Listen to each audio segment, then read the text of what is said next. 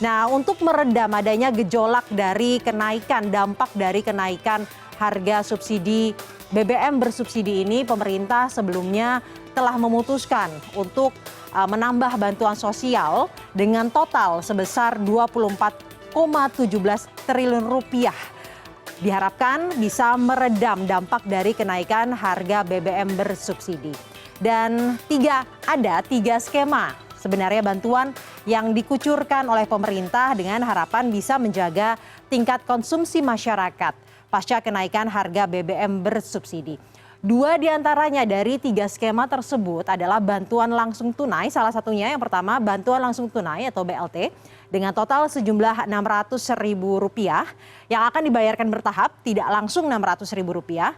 Dan yang kedua yang diberikan secara tunai oleh pemerintah kepada masyarakat adalah bantuan subsidi upah. Jumlahnya sama dengan BLT yaitu Rp600.000. Yang berbeda adalah hanya satu kali dibayarkan. Dan penerima manfaat dari bantuan langsung tunai dan juga bantuan subsidi upah ini berbeda. Pertanyaannya sebenarnya kemudian apakah bantuan ini akan efektif untuk menjaga tingkat konsumsi masyarakat yang terdampak sekaligus meredam gejolak yang bisa timbul akibat adanya kenaikan harga BBM bersubsidi ini. Lalu bagaimana juga dengan jangkauannya? Karena memang ada syarat-syarat tertentu yang harus dipenuhi agar masyarakat bisa mendapatkan bantuan langsung tunai ataupun bantuan subsidi upah ini. Apakah jangkauannya ini bisa tepat sasaran dan juga menjangkau semua masyarakat yang terdampak? Kita akan bahas hal ini lebih dalam bersama dengan tenaga ahli utama Deputi 2 KSP, Abraham Wirotomo, dan juga Direktur Center of Economic and Law Studies atau Celius Bima Yudhistira. Selamat sore Bapak-Bapak. Sore Mbak Caca, sore Mas Bima. Sore. Sore Mas Abraham. Saya akan ke Pak Abraham terlebih dahulu. Dari pertimbangan dan juga perhitungan pemerintah, sebenarnya akan seberapa efektif tiga skema bantuan tunai, terutama dua bantuan tunai yang berjumlah Rp600.000 masing-masing itu untuk dapat meredam gejolak di masyarakat pasca nanti kenaikan harga BBM bersubsidi ini, Pak Abraham? Ya Mbak Caca, jadi kalau dari data terkini di tahun 2022, keluarga yang termasuk dalam kategori keluarga miskin rata-rata pengeluarannya itu 2.395.000 atau anggap saja 2,4 juta. Nah, sedangkan besaran bantuan langsung tunai yang diberikan itu kan 150.000 per bulan. Itu artinya ada delta atau tambahan itu sekitar 6,26%. Anggap saja 6%. Lalu prediksi dari angka inflasi akibat dari kenaikan penyesuaian harga BBM itu hitung-hitungannya naik dari 4 senan menjadi 6-7%. Anggap saja sampai ke 7%. Berarti deltanya itu 3%. Jadi bantuannya itu deltanya 6%, sedangkan potensi estimasi kenaikannya itu 3%. Jadi dengan demikian dengan kalkulasi yang matang dan komprehensif dari pemerintah kita meyakini bahwa bantuan langsung tunai ini bisa mengurangi dampak dari penyesuaian harga BBM, Mbak Caca. Itu artinya pemerintah menilai keefektifan jumlah besaran nominal ini cukup ya. Saya mau ke Mas Bima, tanggapannya seperti apa? Apakah bantuan yang diberikan dan juga hitung-hitungan pemerintah ini sudah cukup atau sudah setara dengan dampak kenaikan yang dirasakan oleh masyarakat? Ya, ada beberapa persoalan ya bantuan tadi. Yang pertama, sialnya bantuan itu disalurkan dulu sebelum adanya kenaikan harga BBM, terutama untuk jenis yang subsidi. Karena ini kan hari ini baru kemudian di harga BBM, sementara pemerintah juga di bulan September baru mau mencairkan cairkan dari BLT kompensasi dan subsidi upah. Itu satu. Jadi artinya kaitan antara dampak dari kenaikan harga BBM terhadap daya beli, terhadap inflasi bahan pangan, dan hanya inflasi energi itu langsung terasa dan tidak berimbang dengan kecepatan pemberian dari kompensasi tambahan. Yang kedua adalah masalahan klasik soal pendataan. Sebelumnya menggunakan pertalite katakanlah sebagian adalah kelas menengah yang rentan miskin. Dia bukan termasuk 40% kelompok yang paling bawah, itu betul. Tetapi yang rentan miskin ini jumlahnya banyak, dan apakah semuanya masuk dalam data BLT tadi? Itu tidak. Dan ketika BBM-nya naik, mereka akan berubah menjadi orang miskin baru misalnya, karena daya belinya mengalami penurunan. Nah ini kan akibatnya apa? Akibatnya yang belum di-cover oleh bantuan sosial dari pemerintah ini jumlahnya pun juga akan meningkat seiring dengan kenaikan harga. Dan yang ketiga, ini adalah seberapa lama efek dari inflasi yang disebabkan oleh BBM terhadap hampir semua barang-barang ya, retail, kendaraan bermotor, bahan makanan terutama yang paling penting. Itu bisa dikompensasi dengan BLT yang diberikan beberapa bulan. Kalau misalnya efeknya sampai dirasakan kepada daya beli dan konsumsi rumah tangga misalnya sampai 2023, bahkan sampai dengan 2024, nah itu kan kompensasi yang beberapa bulan ini tentu tidak mencukupi. Dan poin keempat, kait juga dengan bagaimana pekerja informal. Ada jumlahnya ada cukup banyak, ada 81 juta tenaga kerja yang ada di sektor informal. Dan basis data dari bantuan subsidi upah ini ya memang sebenarnya juga mengcover mereka yang bekerja di sektor informal, bukan hanya yang bahkan misalnya database dari BPJS Ketenagakerjaan, tapi coverage-nya yang kita inginkan diperluas kepada pekerja yang belum masuk dalam database. Nah ini artinya yang harus disiapkan. Dan poin berikutnya adalah kelas menengah, meskipun dia tidak punya kendaraan bermotor, ini juga perlu dipikirkan oleh pemerintah. Efek dari harga BBM juga menekan kelas menengah ini ya. Karena dia nggak punya kendaraan bermotor pun juga akan terdampak pertalite dan solarnya naik dengan tidak langsung. Ini bagaimana ya, agar kelas menengah ini tidak menjadi orang miskin baru tadi.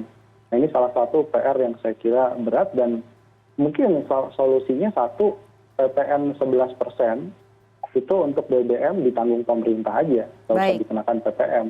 BBM pertalite-nya. Yang berikutnya lagi solusinya adalah PPN untuk secara umum dari 11% turunin aja jadi 5%. Itu banyak dilakukan di negara lain untuk menyelamatkan konsumsi rumah tangga. Kita bisa gunakan itu juga. Jadi banyak sebenarnya cara.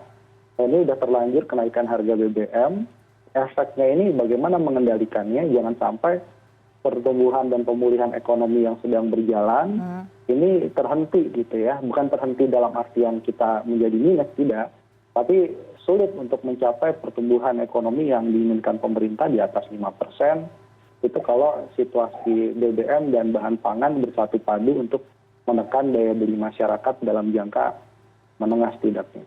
Baik Mas Bima, ada beberapa poin sebenarnya yang tadi diutarakan oleh Mas Bima. Saya ingin meminta tanggapan dari Pak Abraham. Yang pertama adalah kecepatan untuk memberikan subsidi. Pertimbangannya apa Pak? Subsidi ini baru akan diberikan justru setelah kenaikan harga BBM ini dilakukan. Karena tadi ada concern tertentu yang diberikan oleh Mas Bima. Namun nanti Pak dijawabnya setelah segmen berikut ini.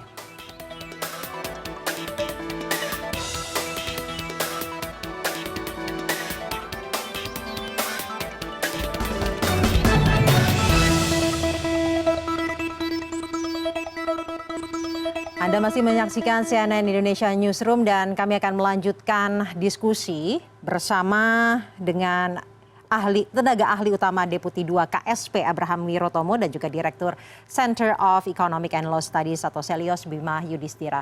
Tadi sebelumnya Mas Bima ini sempat mengemukakan beberapa poin. Poin pertama adalah bagaimana kecepatan pencairan dana bantuan dari pemerintah untuk masyarakat. Dana bantuan katanya kami mendapatkan informasinya baru akan dicairkan pada bulan September ini. Padahal harga BBM subsidi ini sudah naik. Bagaimana nih masyarakat sudah merasakan dampaknya tapi bantuannya belum diterima. Tanggapannya Pak Abraham? Ya Mbak Jansen. Jadi pertama terkait dengan kecepatan. Jadi pemerintah itu menyalurkan bantuan langsung tunai itu totalnya 600.000 itu 2 kali. Jadi 300.000, 300.000. Dan akan segera disalurkan dalam waktu 1-2 minggu ini.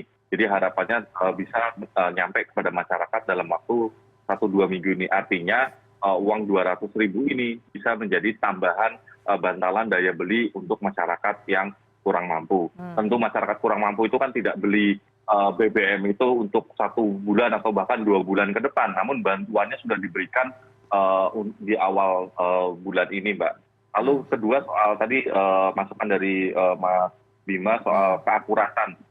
Kita akui bahwa memang tidak mudah dalam hal untuk memastikan bantuan ini tepat sasaran. Namun pemerintah setidaknya melakukan 4 hal untuk meningkatkan ketepat sasaran. Pertama, padan dengan NIK. Jadi untuk mencegah ada data ganda atau bahkan data fiktif, itu kita padankan, pastikan padan dengan NIK. Lalu kedua adalah kecepatan, di mana kalau dulu update data kemiskinan atau DTKS itu tahun hanya 2 kali atau bahkan hanya sekali, saat ini setiap bulan pemerintah mengupdate data DTKS. Jadi harapannya dengan frekuensi semakin cepat ini, pemerintah memiliki data yang juga semakin akurat. Lalu yang ketiga adalah transparansi. Pemerintah membuka cekbansos.kemensos.id, di mana masyarakat bisa melihat apakah dirinya layak atau tidak layak, sehingga dia bisa melihat secara transparan nih siapa yang layak atau tidak. Lalu yang keempat adalah kita tingkatkan partisipasi publik, di mana ada mekanisme tambahan, sanggah dan usul, masyarakat bisa mengusulkan mana yang layak, mana atau yang tidak layak. Nah, kalau dari catatan kami, Mbak, bahkan hanya dalam waktu beberapa bulan ini, sudah ada 33 juta data yang diperbaiki bersama dengan pemerintah daerah. Ada 16 juta usulan baru, ada 3,5 juta data yang coret karena ternyata dianggap tidak layak untuk mendapatkan bantuan. Jadi proses upaya untuk meningkatkan akurasi data ini terus dilaksanakan oleh pemerintah. Nah, kami lihat memang kepuasan itu nggak nyampe 100%. Tapi kalau kita lihat dari evaluasi dan survei yang ada, kepuasannya itu cukup tinggi, di atas 70%, bahkan hampir 80%. Tentu kepuasan ini tidak terlepas dari ketepat sasaran dari bantuan sosial itu. Lalu berikutnya saya berharap masyarakat juga jangan menilai sesuatu yang sifatnya anekdot lalu digeneralisir menilai secara keseluruhan. Ambil contoh, sering kami hadapi katanya bantuan sosial ini tidak tepat karena digunakan untuk beli rokok, bahkan untuk judi dan lain-lainnya. Nah, ketika pemerintah melakukan evaluasi dan survei bersama dengan para peneliti, ternyata yang menggunakan untuk rokok itu hanya 1% gitu loh. Dan 90% itu menggunakan memang betul-betul kebutuhan pokok. Jadi jangan sampai tadi kita menilai 1-2 cerita itu untuk menilai secara keseluruhan. Kalau dari hasil evaluasi kantor staf presiden bersama dengan kementerian terkait, kita melihat ketepat sasaran ini semakin baik, lalu penggunaan bantuan sosial oleh masyarakat itu juga semakin baik, Mbak. Yang ketiga terkait keberlanjutan. Jadi di tahun depan, Mas Bima, pemerintah sudah meningkatkan anggaran perlindungan sosial dari tahun ini 431 triliun, tahun depan 479 triliun. Artinya ada peningkatan anggaran untuk perlindungan sosial itu sebesar 11%. Jadi harapannya tidak hanya pemerintah mengantisipasi penyesuaian harga BBM yang baru terjadi ini saja, tapi secara kesinambungan hingga ke tahun-tahun depan ada prioritas pada masyarakat kelompok rentan. Kita yakin angka kemiskinan bisa kita turunkan, Mbak. Baik, Mas Abraham, tadi Mas Bima juga menyinggung mengenai jangkauan. Khususnya untuk bansos upah ini kan hanya untuk pekerja yang terdaftar di BPJS Ketenagakerjaan. Sedangkan kita tahu bahwa kenaikan harga BBM ini yang merasakan bukan hanya mereka yang terdaftar di sana, dirasakan oleh seluruh masyarakat. Tadi disebut sama Mas Bima salah satunya adalah pekerja informal dan juga pekerja-pekerja lain. Bagaimana pemerintah memastikan bahwa mereka juga terjangkau satu, dan juga bagaimana memastikan tadi juga sempat disinggung oleh Mas Bima tidak munculnya kelas atau kelompok miskin baru akibat kenaikan harga subsidi BBM ini, Pak Abraham? Ya, Mbak, makanya pemerintah berusaha meredam dampak ke kelompok rentan ini. Pendekatannya nggak satu, ada 3 skema. Pertama, bantuan langsung tunai yang langsung menyasar pada keluarga miskin. Lalu yang kedua adalah bantuan subsidi upah yang untuk pegawai yang gajinya di bawah UMP. Lalu yang ketiga adalah subsidi untuk transportasi. Jadi ada tambahan sekitar 2,1 triliun untuk pemerintah daerah mensubsidi biaya transportasi. Jadi harapannya dengan 3 skema itu tidak hanya menyasar ke kelompok miskin, namun juga kelompok rentan ini sudah ada bantalan kepada mereka.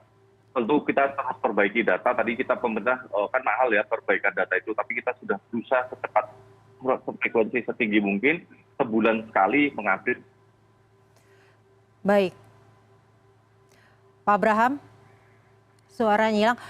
Mas Bima tadi disebutkan bahwa ada tiga skema ini untuk dapat menjangkau seluruh lapisan masyarakat seperti itu. Apakah cukup tiga skema tersebut? Yang skema terakhir adalah skema transportasi, padahal kita mengetahui bahwa kenaikan harga BBM ini tidak hanya berdampak terhadap naiknya harga transportasi, namun juga terhadap harga kebutuhan pokok. Bagaimana tanggapannya Mas Bima? Ya, jadi kita ingin tuh pemerintah bisa membedakan antara mana yang memang sudah disiapkan untuk mengatasi efek dari pandemi, yang memang efeknya itu masih dirasakan dalam daya beli masyarakat, dengan tantangan-tantangan ekonomi yang ada ke depan, termasuk dari kenaikan harga BBM yang baru ini. Jadi artinya kalau kita lihat sebenarnya ya iya ada perlindungan sosial, tapi kan itu dengan asumsi sebelum adanya kenaikan harga BBM. Dan ketika ada kenaikan harga BBM, apakah 24 triliun itu cukup? Itu kan sekali lagi pertanyaannya. Kemudian yang kedua, ya kalau sektor transportasi misalnya, ini memang masyarakat didorong untuk mengurangi konsumsi BBM dalam jangka panjang itu sangat baik. Tapi bagaimana dengan reliabilitas atau keandalan dari sektor transportasi publiknya? Mengcover mereka yang terpaksa menggunakan transportasi publik, itu disiapkan atau tidak misalnya. Karena sebelum ada kenaikan harga BBM, kita lihat di stasiun-stasiun komuter lain ya, terutama pekerja yang ada di Jabodetabek, penuhnya luar biasa tuh di jam-jam kerja. Apalagi nih, sudah diantisipasi belum nih kan armadanya, kemudian juga reliabilitasnya, ya waktu tunggunya. Jadi ada arahan yang bukan sekedar bicara soal bansos, tapi juga holistik. Termasuk argumentasi pemerintah kan agar masyarakat bisa lebih hijau dalam artian pindah kepada mobil listrik, motor listrik. Nah kita mengharapkan kalau BBM kemudian naik, berubah perilakunya, sementara motor listrik dan mobil listrik berarti kan keluar uang baru lagi, keluar biaya baru lagi untuk beralih kepada energi yang lebih bersih tadi. Nah kenapa nggak seperti di negara-negara lain gitu ya, di Perancis itu salah satu caranya adalah motor dan mobil yang pakai fosil atau pakai BBM itu gratis sama pemerintah ditukar menjadi komponen motor dan mobil listrik, sehingga ada insentif untuk pindah ke sana. Nah ini kan BBM naik, padahal awalnya salah satunya adalah untuk mengurangi konsumsi dari BBM. Tapi sebenarnya yang terjadi sekarang adalah masyarakat mengurangi konsumsi barang lain karena BBM harganya naik. Ujungnya tetap aja masih menggunakan BBM. Baik, Mas Bima, apakah itu artinya? Saya kira strateginya itu yang masih sepatah-patah gitu ya. Baik, Mas Bima, saya mau mencoba menyimpulkan apakah itu artinya sebenarnya dengan kenaikan harga BBM subsidi ini tingkat konsumsi masyarakat bisa saja menurun? Iya, ya jelas. Konsumsi masyarakat pasti akan turun. Karena kalau menggunakan data pemerintah, bahwa ada desil-desil pengeluaran tertentu yang sebelumnya dianggap tidak tepat sasaran menggunakan Pertalite contohnya, ya mereka tetap akan beli Pertalite. Dan Pertamax-nya naik di saat Pertalite-nya juga naik. Ujungnya yang dari Pertamax geser juga semua ke Pertalite. Nah, ujungnya adalah mereka akan mengurangi konsumsi barang-barang lainnya. Jalan-jalan nggak jadi misalnya, atau beli baju juga ditunda dulu. Mau KPR juga ditunda dulu. Jadi implikasinya ini banyak, termasuk kenaikan tingkat suku bunga yang dirasakan semua lapisan. Baik, ini dampaknya akan terasa ke sektor-sektor lainnya. Dan saya mau minta tanggapannya dari Pak Abraham. Tadi dinyatakan bahwa ini akan menurunkan tingkat konsumsi atau daya beli masyarakat. Padahal salah satu tujuan diberikannya bantuan ini untuk menjaga agar tingkat konsumsinya tidak turun. Bagaimana tanggapannya, Pak Abraham? Ya Mbak, jadi ibarat kata kebijakan ini itu untuk melindungi. Jadi saat ini kan ketika sedang ada krisis global, baik harga energi dan pangan dunia itu melonjak, maka kebijakan-kebijakan tadi, baik penyesuaian harga, pembatasan kuota, lalu juga bantuan sosial, ini dalam upaya untuk melindungi masyarakat dari dampak yang dari global. Tentu pemerintah memahami bahwa masyarakat akan merasakan inflasi yang lebih tinggi, akan merasakan pertumbuhan ekonomi yang lebih melambat akibat dinamika harga energi dan global ini.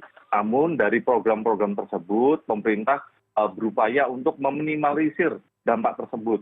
dan dampak tersebut pemerintah memprioritaskan terutama pada kelompok rentan. Jadi terutama bagaimana kelompok rentanlah yang paling terminimalisir terkena dampaknya. Ambil contoh ketika pemerintah melakukan penyesuaian harga, Mbak, ini bukan berarti nggak ada subsidi loh, Mbak.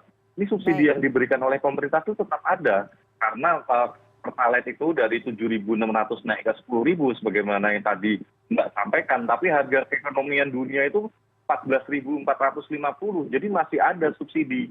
Makanya tadi kan Bapak Presiden kan menyampaikan bahwa anggaran untuk subsidi BBM saja sudah dinaikkan. Kalau tahun lalu, tahun 2021 itu anggaran subsidi itu 188 triliun, tahun ini 502 triliun, Mbak. Jadi ini adalah upaya-upaya dari pemerintah untuk menjaga, memproteksi masyarakat dari hantaman krisis energi dan pangan global, Mbak Caca.